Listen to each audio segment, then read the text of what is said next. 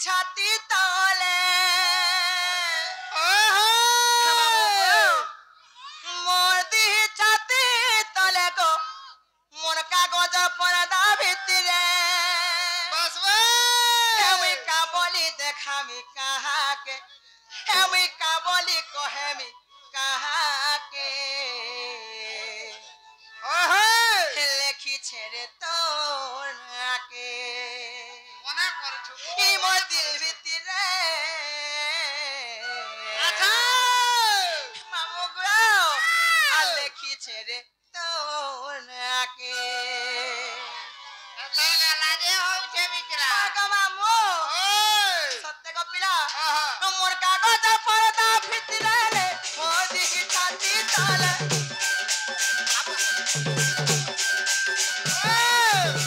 মোর দিহি ছাতি তলে রে মোর কাগজ পরদা ভিতরে আমি কাবলি দেখামি কাহাকে আমি কাবলি কহেমি কাহাকে মামু গো আর লেখিছে রে তো নাকে ই মোর দিল ভিতরে ই মোর মন ভিতরে লেখিছে রে তো নাকে গো লেখিছে রে তো নাকে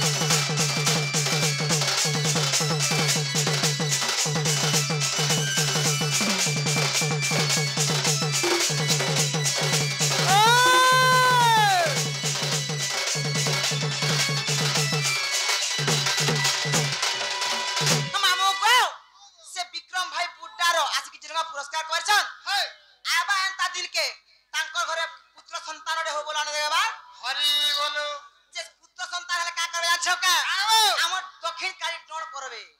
दक्षिण काली जण नृत्य सती लागी जण मा को सुरेश्वरी मा माहेश्वरी मा दक्षिण काली हाँ। तांकर उत्तरोत्तर उन्नति करंतु और तांकर घरे पुत्र संतानटे हो बोला देबे बा हरि हे बोलो बाबा ओ जाछा जीवी नगो पिला केनता अंडा करछ बोलु छे केनता हंडा ने करो रमा हाय हे मामो गो हाँ। का जाछो का हाँ हाँ ए तुम स्टेरिटी के चापी सोलो खगो पिला डाबरो चापी गिरी আছে तो तो राजा ना क्या खाली लसड़ाई दो चापी दे बोल मते भोर से ना उठला रे फोन आला से मामो गो ए तुमर संग छन ए भुजो ए तुमर संग छन इ देवर भेवा हेल्पर मा लागु छे डर तमर काका नु बोललो गो मातृ ओए हे मामो गो ए तुमर स्टेरिटी के चापी सोलो खगो बिला नाय बोल ए तुमर स्टेरिटी के चापी सोलो खगो बिला नाय बोल ए मोते लागु আছে डर डर